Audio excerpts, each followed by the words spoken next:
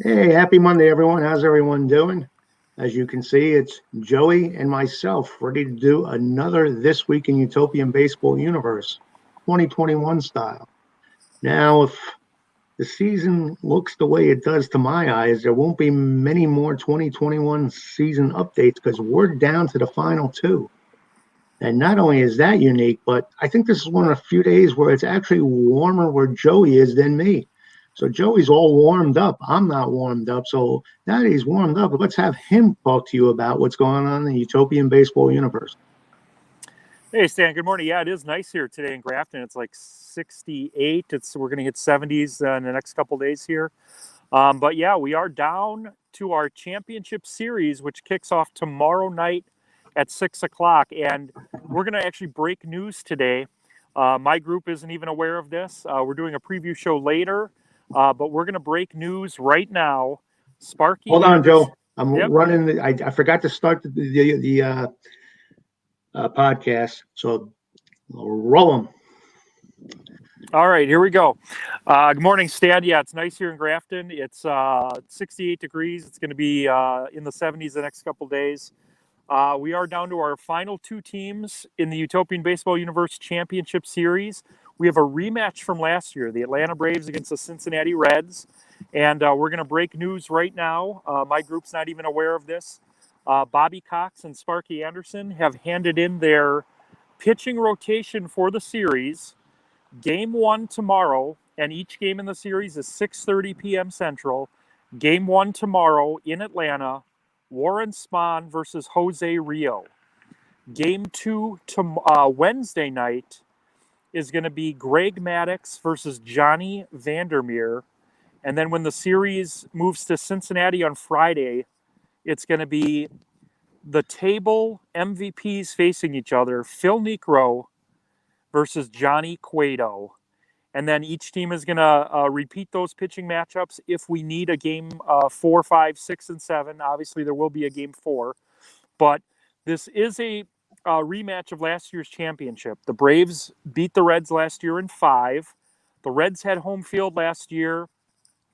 Braves took game 1. Reds took game 2. And the Braves swept all 3 games in Atlanta. The group has the ability to vote now on who they're rooting for in the series. I think it's Atlanta 8-6 right now. So we're going to keep that poll up for the remainder of the series. But every inning of the championship series will be live on Facebook and YouTube.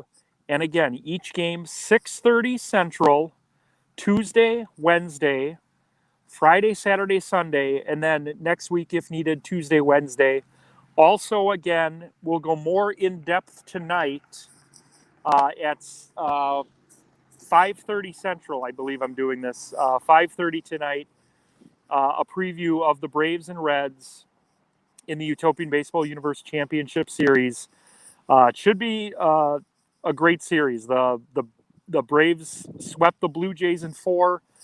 The Reds beat the Padres in 6 after losing the first 2. Very excited to present this. Should be fantastic. Now, you said the table MVPs, Cueto and Niekro. Are they officially the MVPs at the table, or are you just using that as a terminology? No, they were. Phil Niekro was named the MVP of the series against Toronto. He had, I think he struck out 16 in game 1. I think he struck out 7 in game 2, but he was 2-0 against the Blue Jays. And then Johnny Cueto pitched 17 innings, gave up 1 run, and struck out, I think, 13. He got the win in game 3. And then in game 6, I don't know if he got the win or not, or if he just pitched them to the 9th. But Randy Myers got the win. But Cueto gave up 8 innings, or when 8 innings, gave up 1 run. So those 2 men were officially named the MVPs of their series leading up to the championship series. This is a repeat for Cueto because he was the MVP of the table last year in their series with the Yankees. Him and Sabo got co-honors. So they're going to be meeting in Game 3 and in Game 6 if needed. So at this point, should we designate Mr. Cueto as Mr. Clutch in the postseason? Is he like the Andy Pettitte of the Utopian Baseball Universe? Is he the, what are the clutch pitchers? Bob Gibson of the Utopian Baseball Universe? I would say based on doing it 2 straight seasons. Last year, Mel Stottlemyre, of all people, had 2 complete game shutouts against Boston in a 5-game series. Johnny Cueto has been really good for 2 years. Warren Spahn's been good. Eric Shaw actually was really good in that San Diego series. He struck out 30 guys in 2 starts, 18 and 12. So there's been really good pitching this year, as opposed to last year. We had higher scoring games. I would expect that trend to continue as that series kicks off tomorrow with Spahn and Rio. Spahn was second in the universe in strikeouts, and Jose Rio led the league in ERA at 2.61. Now is there a scheduled off day somewhere in here, or are they just going 7 straight days? So I've got days off scheduled for Thursday and Monday. So we're going to do back-to-back games starting tomorrow and Wednesday, and then Friday, Saturday, and Sunday. And then if we need to go back to Atlanta, those will be scheduled next week, Tuesday and Wednesday. Cool. So it's almost similar to the World Series. Fasten your seatbelt. It's going to be quite a ride. Anything else that you want to talk about the Utopian Baseball Universe? So we've been doing the cafe now for Monday through Friday, every day since the end of June. We are going to continue to do the cafe. We're going to take 2 weeks off when the season ends, just to give myself a little bit of recharge. So if the series goes 7, it would end on Wednesday the 27th. And we're going to do shows on the 28th and 29th. And then the first 2 weeks in November, we're going to go on hiatus for the cafe. And one of the big reasons is because you and I have some big plans starting November 10th. So we're going to recharge for that.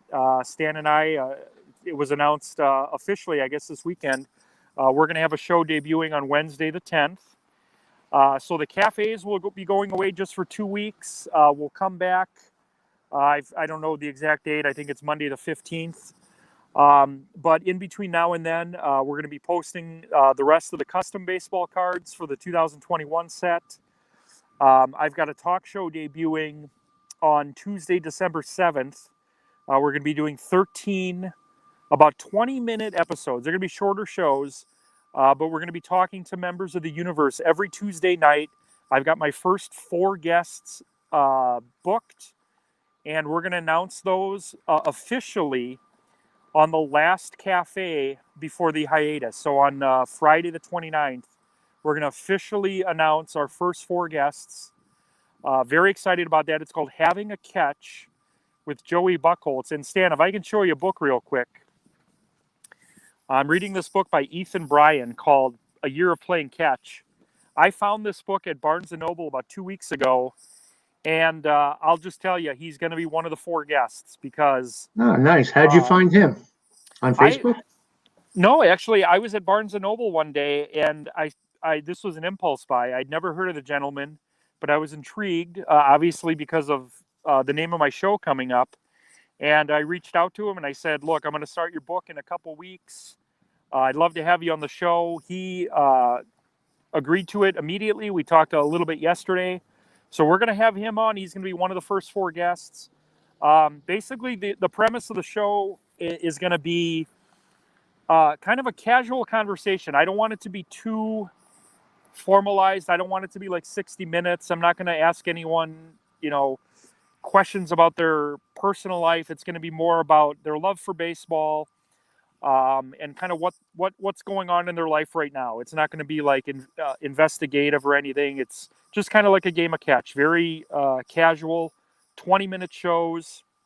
But the only rule is to be a guest on the show, you have to be a member of the universe. So I'm sure at some point it's going to be Stan Phillips having a catch with Joey Buchholz. So That's going to be Tuesday night starting December 7th.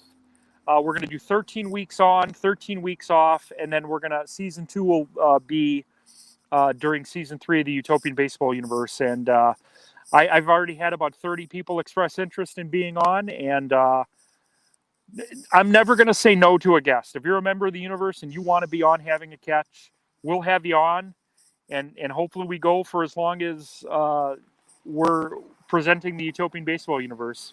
But we're going to do essentially 26 shows a year, and I'm really excited about that.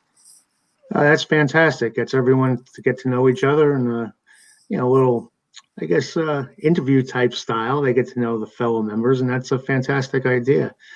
And I'm glad you mentioned that because I love your open door policy. And just as you have an open door policy, I'm extending an open door policy to everyone out there watching for our interviews, or even if you just don't want to be on with me and Joey, if you just want to be on with me, or you just want to be on the Utopian Baseball Universe with Joey, feel free to reach out. But I guess with Joey, you need to be a member, and Baseball Way of Life, you need to be a member of Baseball Way of Life. So there you go. It's a joint package you'll have to join there to be on there. But I love the open door policy thing. And just as you are getting guests lined up, we're getting guests lined up. And this, I guess, the first time I'm officially on video extending invitations to anyone who wants to come on board. You can either message me or Joey on Facebook, or you can email me. I'll give you my email address, philstan41@gmail.com. And we'll put Joey's up there in a minute. I know I have it here, but I have to ask for his consent. But I'm sure Joey will give it, and we can give that in a future episode if you want, or if you want to give it now, we can talk about that later.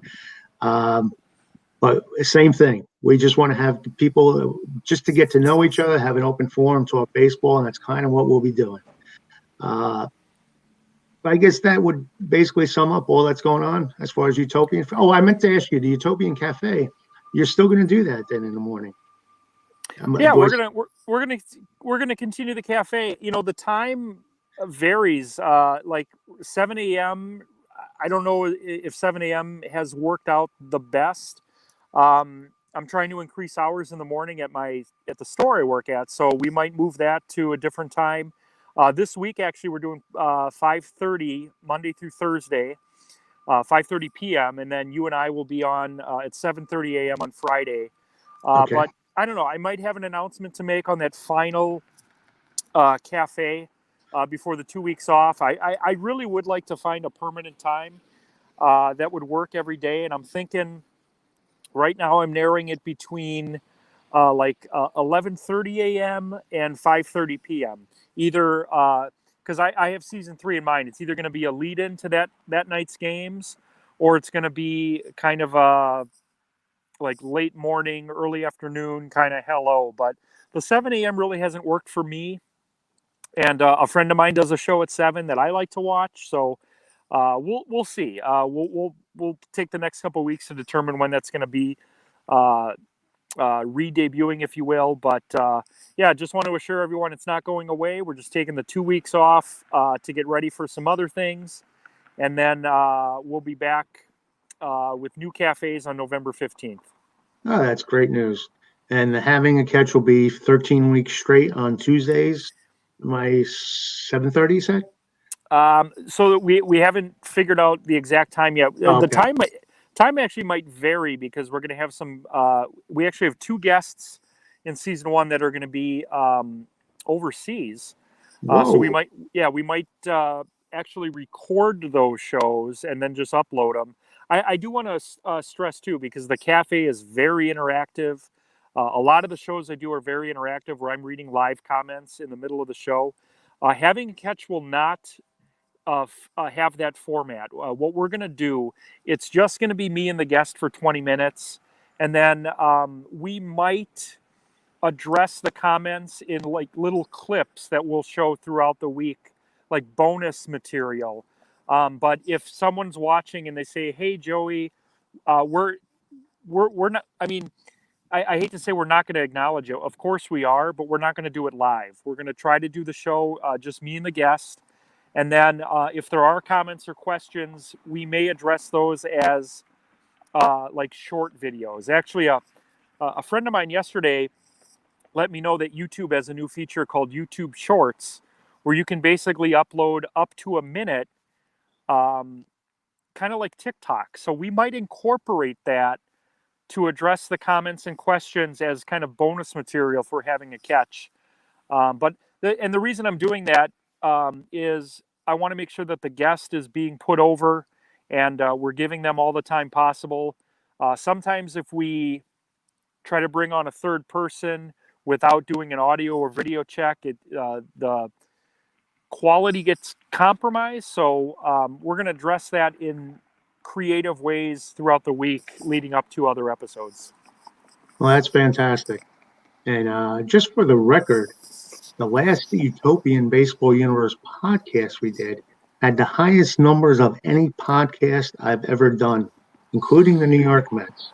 Wow. So people are actually listening. Either that tells me one thing: they hate the Met podcast, or they love the Utopian Baseball Universe podcast. But it's not like they don't listen to the Met one, but I was astonished that people are listening to this podcast. So that's why I had to make sure we started all over again and got it in, because I didn't. That's all right. I kicked myself in the butt because Friday's show I didn't tape for the podcast too. So if you want to come over to New Jersey and kick my ass, you can, as long as you get back in time for work. But no, so it's good news. So people are listening, so that's a good thing. You got something good going there. Exciting. Yeah, it is. So something good going on. Anything good going on in regular sports you want to talk about? Well, the Braves, 2 come from behind victories in the NLCS, 2 walk-off wins against the Dodgers. I mean, isn't that baseball for you? The Dodgers have I think an 18-game lead on the Braves in the regular season, 106 wins to, 88 wins or whatever it was for Atlanta. And Atlanta's up 2-0. Boston evened up Houston in that series. I think their game 3 is tonight. Fantasy football, probably going to go 1-2 this weekend. But I've got Josh Allen and a running back tonight, but I'm down like 47. So, just enjoying what's being presented. I know we had an ugly incident at the Tennessee Vols game where fans were throwing. that was pretty nasty. That's bad. I mean, I'm a Vols fan, but I'm kind of embarrassed to admit it today. If anyone's not aware, he used to coach at Tennessee, and he got pelted with golf balls.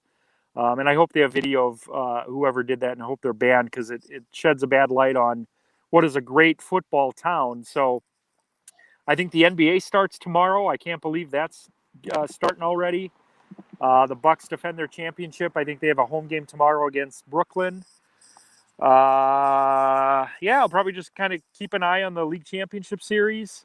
I'm, making sure that the Utopian series is happening before the league championship games. There might be a little bit of overlap, but our game 1 tomorrow is at 6:30. Excited to present that. Reds and Braves. The rematch, Rocky versus Apollo 2, I suppose. They love rematches, and it is ironic that the Braves and the Dodgers are rematching the playoffs this year. Yeah. People forget that the Braves had a 2-0 lead against Los Angeles last year. The Dodgers pulled that out of the hat, but that remains to be seen whether that could be done again this year. Okay, 5 questions for Joey. I know a lot of you been tuning in just for this, so here we go. The first one: has the UBU season been everything you thought it would be? It's been way more than I thought it would be. Now, I know I've said this before. I think people might get tired of hearing this, but on February 1st of this year, I woke up to 83 members in the group, and my goal was to double it. My goal was to get to 150. And I brought in a guy named Rick Lenenberg. I think he brought you in, if I'm not mistaken. Is that right, Stan? Did Rick bring you into the... Yeah, I think he offered me a ham sandwich if I joined the group. So no, I honestly don't know. He might have sent me an invite. I'm not sure, to be honest with you. All I know is I'm in. So I thought it was actually you, but it might have been him. I'm sorry if I don't recall. Well, I don't remember the specifics, but I remember I brought in... I did like a blind invite on February 1st in a couple of groups, and he accepted, and he brought in a bunch of people. And I remember him and I having a conversation where I'm like, "Hey, Rick, I think we might get to 200 members," and he's like, "Dude, you're going to get to 400 by the end of the month, and we're almost at 1,200 right now." The season has been so fun to present. Like the writing aspect of it for me is what I enjoy the most because I'm seeing the results literally an hour before you are. So this is fun for me. Like when I see that the Mets won for the day, I'm genuinely excited. When I see the Brewers are doing well, I get excited. And someone asked me this morning, how do I feel about a rematch? And I'm like, well, I'm kind of torn. I think it is compelling storytelling to have a rematch from last year because the odds of any matchup in the championship is about 1 in 1,000, 32 times 32.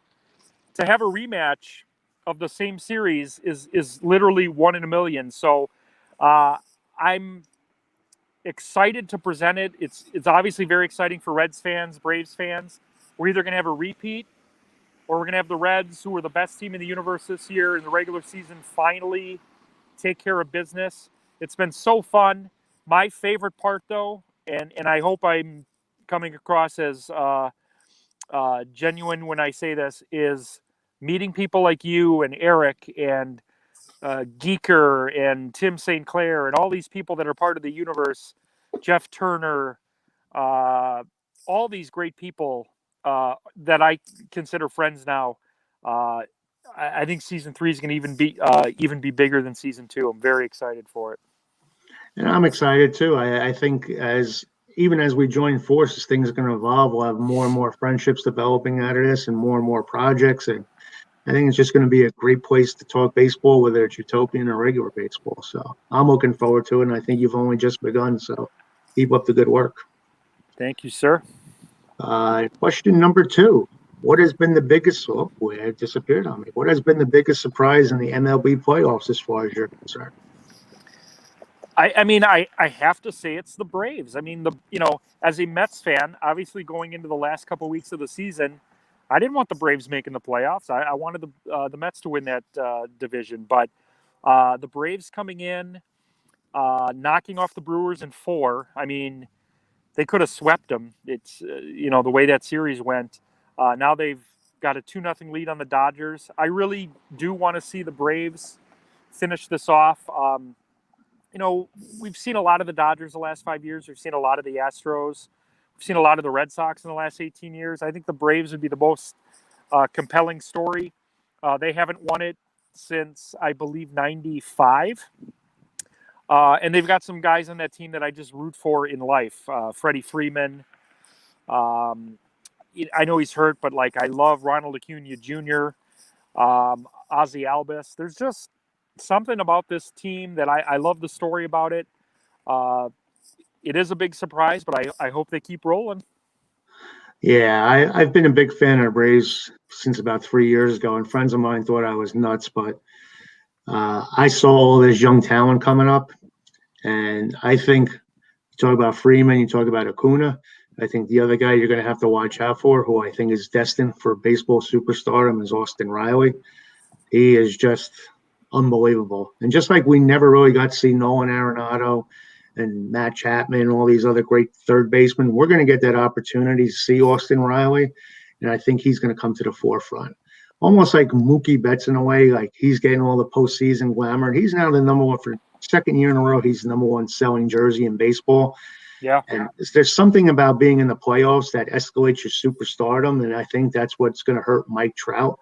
Like Mike Trout will always be known as a great player, but he won't be. You won't envision the great moments that Mike Trout had. Whereas when you have the stage like in Austin Riley or Mookie Betts, you're remembered forever. And it's unfortunate. I don't know how I got on Mike Trout's number, but I think people were saying, you don't know what you're talking about. I said, because Braves aren't good. The Mets are better than the Braves. I said, you look at the team, and I kind of follow the minor league system. I knew about Acuna. I knew about Max Fried. And they had a couple other pitchers that were very promising that just really haven't panned out. But their farm system, and they play baseball like the St. Louis Cardinals, the Cardinals way. They just know how to win year in, year out. But now they also have a farm system that's equivalent to like what the Dodgers always have. Yeah. So there's bright days ahead for the Braves without a doubt, and that kind of sucks for us Mets fans, which means the Mets kind of have to get their act together and start developing through the farm system. So maybe a year or two before the Mets can catch these Braves. So I think this was the year if you were going to catch the Braves, it was going to be this year with Acuna, but next year they could be the Dodgers of this year.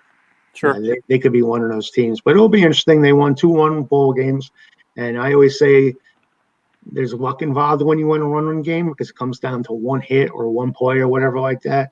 They haven't had convincing blowouts, and neither have the Dodgers in this postseason. But one of these teams is going to get really hot eventually, and that's a team that's going to win the series. And it could very well be the Braves because they're due for a really big breakout game too. So I'm not saying it's the Dodgers. I'm not saying it's the Braves, but it wouldn't surprise me if the Braves swept, and it wouldn't surprise me if the Dodgers won. So we'll just have to see what happens on that one. Yeah. But it's been a good series, and the Red Sox series has been entertaining too, and that continues tonight. And I think you're kind of rooting for the Red Sox, aren't you? Yeah. I don't know if I'm rooting for the Red Sox or just rooting against Houston. I'm not completely over this cheating scandal because of how, in my opinion, how arrogantly Altuve and Bregman and Correa handled it. So, I'm not going to be talking about this for, the next 10 years, but as long as those three guys represent the core for that team, I'm going to root for the other team. So I'm definitely rooting for Boston in this series. That's cool. That is cool. So am I. But I think on the last broadcast, I think Houston is so talented, but they have no pitching left. Yeah. And the way Boston's hitting, and they're getting the production from Kiki Hernandez, who no one expected that from. So some of the bigger bats get hot. It could be lights out for Houston there too. But you never know. Like I always say, you never know. Yep. All right. Question number 3. Any thoughts on week 6 of the 2021 NFL season? Yeah, the Browns got killed yesterday. I was shocked because Arizona came in. They had some, like their head coach missed the game because of COVID. But then I guess late Saturday it was announced that Cleveland's running back, Nick Chubb, was going to miss the game. And they got killed. I think it was like 37-14. They looked terrible. Packers won in Green Bay. I still... Like it hurts me to say this. I just do not like Aaron Rodgers anymore. I think he's become this this Hollywood character. Putting up the belt on a team that he didn't play that great yesterday, and he was acting like he was quoted as saying like, "I still own you guys," and I actually find myself rooting against this team right now, and it breaks my heart because I've been rooting for the Packers my whole life, but. I don't want Aaron Rodgers to get another Super Bowl, and I know I'm going to lose friends over this, but I want the Packers to do well the day he leaves. Yeah. Well, the good news is, as long as I know the Browns are 3-3 right now, but as long as they stay in the hunt, I'm a firm believer that the real NFL season comes down like Tom Coughlin used to say with the Giants. You break it down into quarters. And the last 4 games of the year are always the most important, and proof positive is what Tampa Bay did last year. You just have to stay in the hunt and make the playoffs at that point. And this year there's 7 teams making the playoffs, so I'm sure the Browns will be in the mix.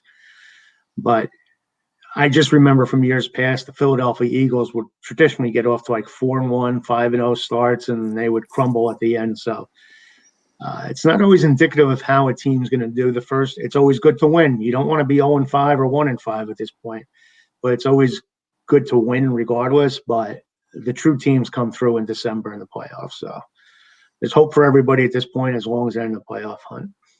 Yeah, they got a short week this week. They're actually at home Thursday night against Denver. Night. So yeah. Looking forward to that. Yep. I hate to say it, but that's almost a must win at this point. But we'll see what happens. I mean, they've lost now 2 straight, I believe. So they were 3-1. They're 3-3. Yeah, they got to win this one. I think they will. All right. Question number 4. Your favorite sneaker brand? Oh, I don't even know. Like I'm the shoes I wear to work are very generic. Like I bought them at Target about a year ago.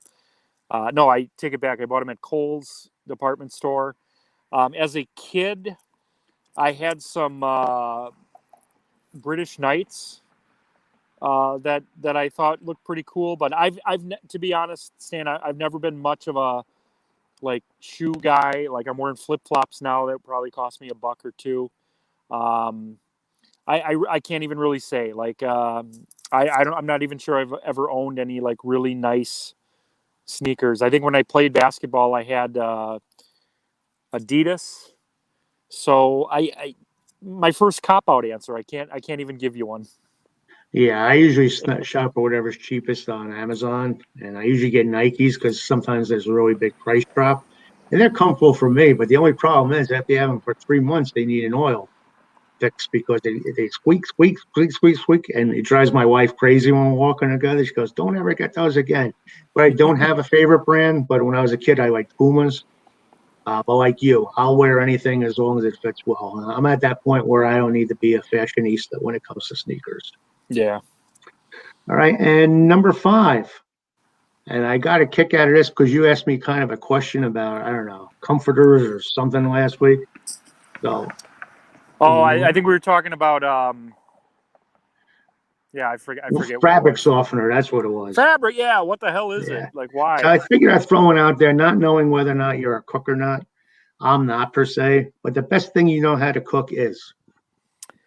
All right, now I'm going to give you 2 different answers. My favorite thing to make is nachos. I make really good nachos, but I want to tell this story. I used to make macaroni and cheese for my, the kids, and I remember one day in 2014, my wife said, "Why do they say yours is always so good and they never react to mine?" And we did like a blind taste test one night, where I made a pot, she made a pot, and we had the kids try both of them, and all 4 of them chose mine. Wow. I always love telling the story. I say, well, I use a special ingredient. I make mine with, noodles, cheese, milk, butter, and love. And my daughter would always say, "That's not a real ingredient, Daddy." But it is. It is a real ingredient. I make it with love, but I make really good nachos. My girlfriend and I made quesadillas this weekend that I thought were fantastic. I can't wait to make those again. I'm not, I wouldn't call what I do cooking. Like I just prepare dinners, simple things like, nachos, quesadillas. I'll make homemade pizzas every now and then. I'm not much of a pasta guy because I grew up with it and I'm just kind of sick of it by now. But I love making nachos. I love Taco Tuesdays. Just You try stick to. that Taco Tuesday roll?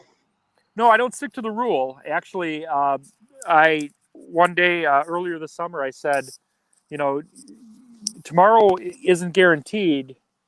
It's Taco Mondays, ladies and gentlemen, and I'm not going to wait. If I got the craving, I'm not going to wait for the alliteration. But we're, and as I say that, I've already committed to making them tomorrow because we're doing fried chicken tonight.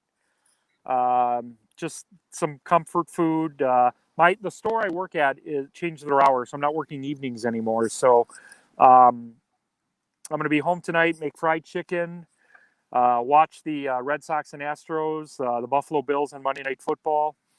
But I like to prepare different things, but I wouldn't call what I'm doing cooking. It's a lot of encore meals, a lot of mac and cheese, a lot of like bratwurst and hot dogs and things like that. But as long as my patient's happy. That's cool. And I'm assuming you're still at Dollar Tree? Yeah, they just they have some staffing issues, so they're closing at 6 a.m. Monday through Thursday now, and then they're going to stay open, or actually Sunday through Thursday. They're just going to have extended hours on Fridays and Saturdays. So I used to go in like 6 to 9. I can't do that anymore.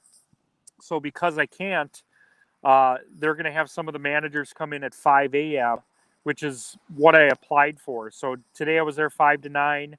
I'm going to be there in the morning Wednesday, Thursday, and then hopefully a little bit more as we go going forward because I get so much more done before the store opens. So if you're in Grafton, if you're watching this, paper is stocked, beverage is stocked, chems is pristine, and Heather is crushing it right now in stationery. Heather, the books look great. You go, girl. I was going to say, in this area, we have the dollar stores here too, and the Dollar General stores and Dollar Tree, I should say. And what they're doing here, and I don't know if that's the case in Wisconsin, is they've been buying out all these Walgreens stores. So what used to be a Walgreens store was like almost like a Pentagon shaped type building. All the Dollar General stores are coming in there, so it's kind of unique. They're kind of taking over what used to be like, I guess, like drugstores, like Rite Aid, but they're taking over a lot of the Walgreens here, which is unique. But they're popping up all over here, so maybe we'll see this. No, go ahead. I'm sorry. Well, we just opened a second location about 2 miles from here, across from a hospital, but they're a little bit smaller, and they don't have me, so it probably doesn't look as nice. I don't stand a chance. No. Well, we're going to leave you all on that high note. All is well with Joey, all is well with me, and all is well with all of you who have been watching. And we hope you tune in again Friday. And I think, I'm not sure if you can do this. Maybe we'll do the same thing we did here, where we can do it on both Big Full Way of Life and Utopia. So whether you're watching here or there, we'll be on Friday. I always have to announce Central and Eastern time because I get so damn confused when we talk about this. But it's going to be 7:30 Central Time, 8:30 Eastern Central Time. Yeah, Central. I ain't say no. It's Standard Time. And I don't even know what I'm saying anymore. And November 10th is the big day. So again, anyone watching, whether you're a fan of Utopian or a fan of Baseball Universe and wanting to get involved in our projects, give us a shout out. We'll be hammering you in the future, trying to get your feedback and whether or not you want to be involved in the coming weeks, I should say, in both groups. But until then, enjoy the week. And as always, Joey, it was a blast. And I look forward to the beginning of the Utopian Baseball Universe. Now, what do we call the finals officially? Very simply, the Utopian Baseball Universe Championship Series, kicking off tomorrow at 6:30 Central. Warren Spahn versus Jose Rio. You got Henry Aaron, Ronald Acuna Jr., Freddie Freeman, Eddie Matthews, taking on the Big Red Machine, Johnny Bench, Pete Rose, Joe Morgan. But they also have Eric Davis and Joey Votto and Chris Sabo. So it's a rematch. So excited for this. Spahn versus Rio tomorrow night, 6:30. Sounds good. So just as we have NASA representing 4 words for the space program, we can just call this U-Bucks. Utopian Baseball Universe Championship Series, the U-Bucks. But anyway, do what you want with that idea. But I've copyrighted it. But that's it. So, folks, enjoy the series on Joey's site. Enjoy the playoffs. And we'll talk again Friday. Thanks again, Joey. Appreciate it. All right, Stan. See you Friday. Take care, guys.